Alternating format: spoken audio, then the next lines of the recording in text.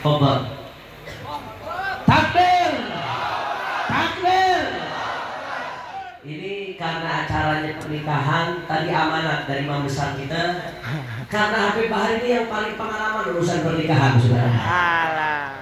Jadi nasihatnya nasihat pernikahan dari Habib Bahar. Amanat dari imam besar kita. Is'alil khabir, tanya orang yang paling pengalaman gitu ya. Takbir. Takbir. Assalamualaikum warahmatullahi wabarakatuh. Ada pelupa salam boleh.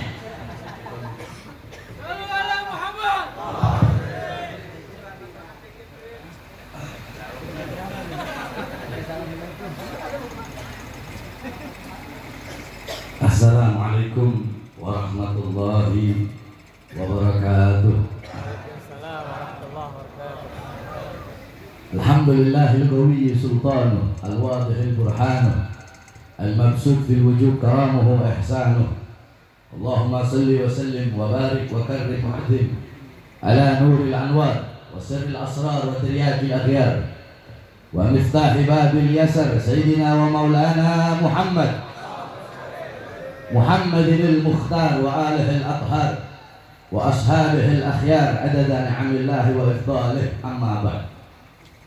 Yang saya cintai, yang saya muliakan,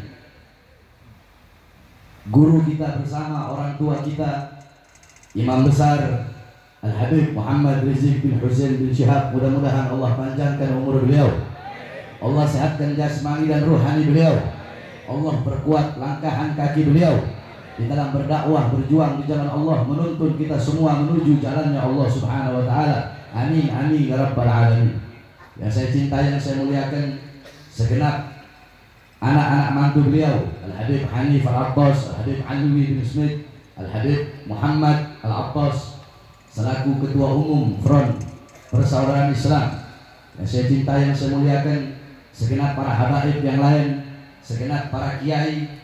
Tadi saya di atas ketemu dengan Kiai Haji Qurtubi. Biasa kalau kita kan tim asap, jadi di atas. Kalau di sini ini tim-tim yang nggak berasap. Kiai Qurtubi, Kiai Awid, beserta seluruh para kiai, para asatid, para alim ulama, segenap para tokoh masyarakat, segenap aparat pemerintah, seluruh pengurus Front Persaudaraan Islam beserta seluruh hadirin hadirat, bapak-bapak, ibu-ibu, khususnya para pemuda-pemudi umat baginda Nabi besar Muhammad yang selalu dimuliakan oleh Allah Subhanahu wa taala. Saudara-saudara sekalian yang dimuliakan oleh Allah, kita sering mendengar baiti jannati, rumahku sorgaku.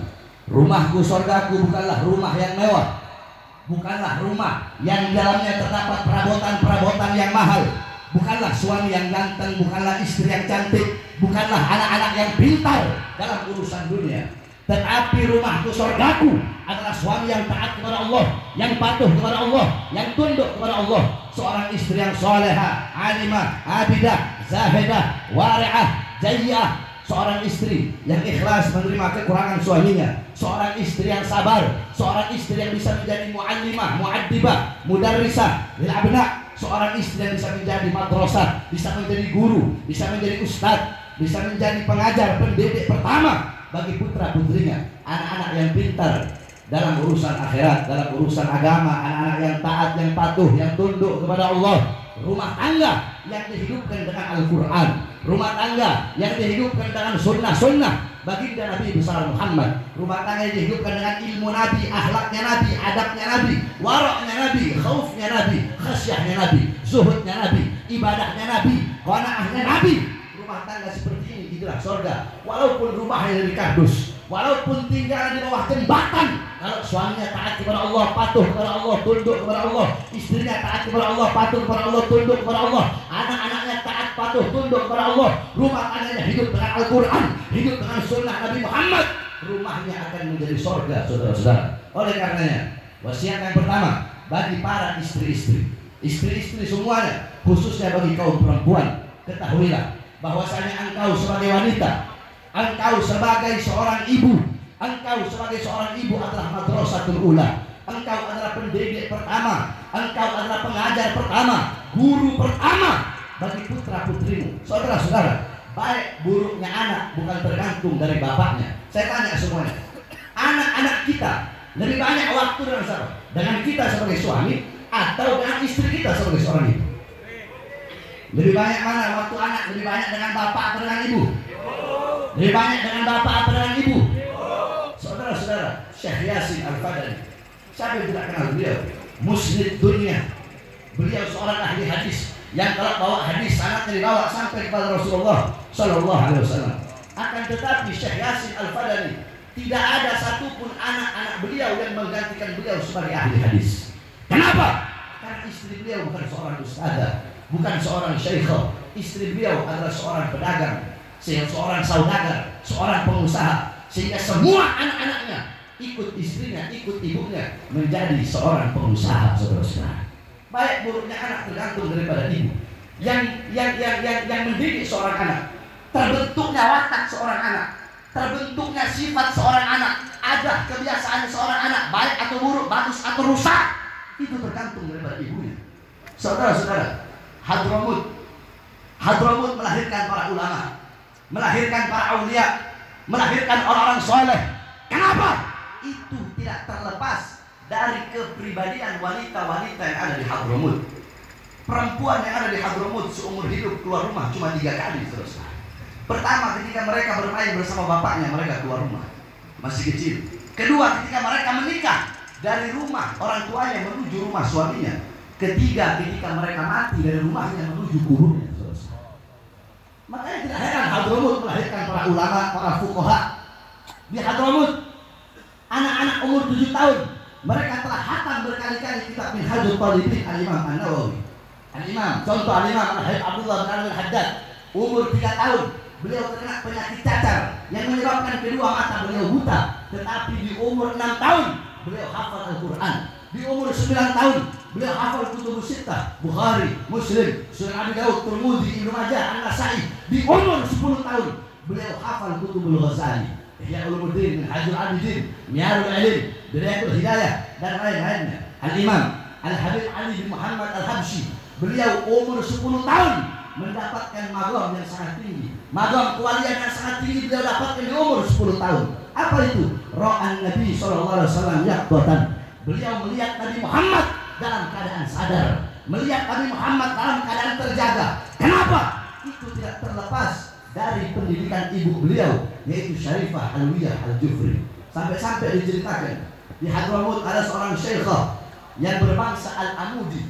Wanita tersebut pernah mensyarahkan kitab Minhaj Al-Imam An-Nawawi. Di akhir kitabnya beliau memberikan taklif, memberikan komentar yang bunyinya, tolong dikasih uzur kalau ada kata-kata yang salah dalam penyarahan ini kitab. Kenapa? Karena aku mensyarahkan ini kitab dalam keadaan menyusui anak-anakku. Perempuan Hadramut nyusuin anak sambil menyarahkan kitab Minhaj. Nggak heran di Hadramut anak umur 7 tahun, 8 tahun, 9 tahun telah hatam berkali-kali kitab Minhajul Talibin Al-Imam An-Nawawi. Banyak perempuan-perempuan sekarang, istri-istri kalian, saudara-saudara, mereka tahu di mana letak lemarinya, di mana letak alat riasnya, alat make upnya, di mana letak dapurnya, di mana letak kompornya. Istri-istri kalian tahu, tapi istri kalian tidak tahu di mana letak anak-anak perempuannya ketika malam. Saya tanya, istri kalian di rumah apabila ada emas, intan, permata, berlian, uang, apakah ditaruh di luar rumah atau ditaruh dalam lemari dikunci rapat-rapat? Jawab. Ditaruh di lemari. Kenapa nggak taruh di luar? Takut hilang, takut diambil orang, takut dirampas orang, takut dirampok orang. Emas, intan, permata, berlian kalian kunci rapat-rapat dalam lemari. Tapi kenapa putri-putri kalian, anak-anak perempuan kalian umbar seperti binatang, saudara? Apakah emas, intan, permata, berlian lebih berharga daripada anak-anak perempuan kalian? Kalian para suami, kalian sebagai bapak, pagi, siang, sore, malam, kalian sibuk cari uang, sibuk cari nafkah. Untuk apa? Untuk memberi makan jasmani anak-anak kalian. Saudara-saudara, ketahuilah, jikalau kewajiban kalian sebagai bapak cuma ngasih makan jasmani anak, apa bedanya kalian dengan binatang? Kalau kewajiban kalian cuma cari uang, ngasih makan istri kalian, ngasih makan anak kalian, tidak ada beda dengan binatang. Kalian belum bangun, binatang sudah bangun duluan untuk mencarikan makan untuk anak dan istrinya. ada yang lebih wajib bagi kalian, ada yang harus kalian utamakan, ada yang harus kalian dahulukan, ada yang harus kalian pentingkan. Apa? Memberi makan jiwa, hati, dan roh anak-anak kalian. Apa makanan jiwa, saudara-saudara? Apa makanan hati? Apa makanan roh?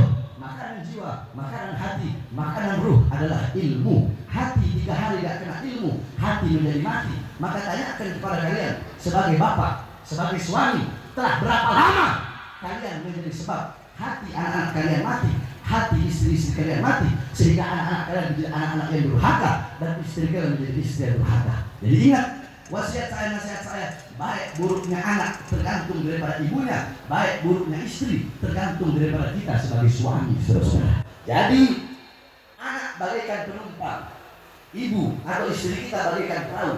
Kita adalah nahkoda daripada perahu tersebut. Apabila perahunya bolong, apabila perahunya rusak, maka tenggelamlah penumpang yang ada dalam perahu tersebut. Rusak atau tidaknya perahu tergantung kita sebagai nahkoda.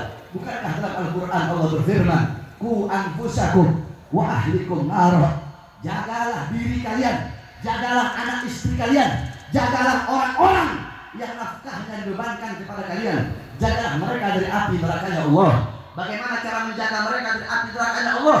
Alimuhum wa adibuhumuddin. Ajarkan mereka, didik mereka dengan pendidikan agama. Seperti hanya itulah cara untuk menyelamatkan anak istri kalian, keluarga kalian, rumah tangga kalian dari api nerakanya Allah Subhanahu wa taala. Wasiat bagi para istri-istri semuanya. Saudara-saudara, zaman sekarang saya Bahar bin Smith kalau mencari istri cantik sehari 20 bisa saya dapatkan.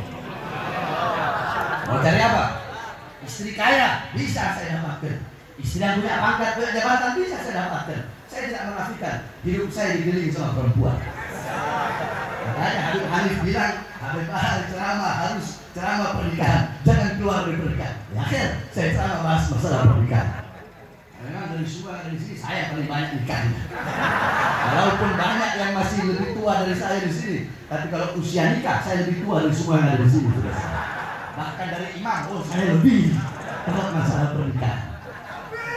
Nah, saudara-saudara, zaman sekarang kita mau cari perempuan cantik banyak, perempuan kaya-kaya banyak. Yang susah perempuan yang ikhlas. Saya sorry.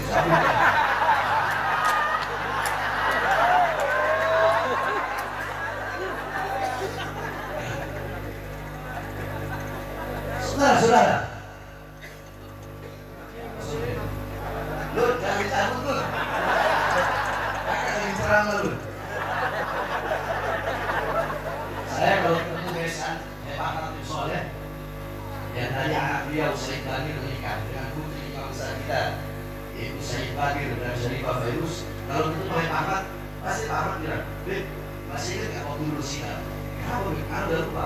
Dulu waktu hakim pernah nanya, di hakim waktu itu nanya kami moksin bisa tahu. Oh udah pulang, moksin jadi ingat. Jadi hakim nanya kami moksin. Beb, waktu itu saya moksin menjelaskan tentang keutamaan mati syahid akan mendapat yang beda di surga. Ini hakim moksin dia nanya,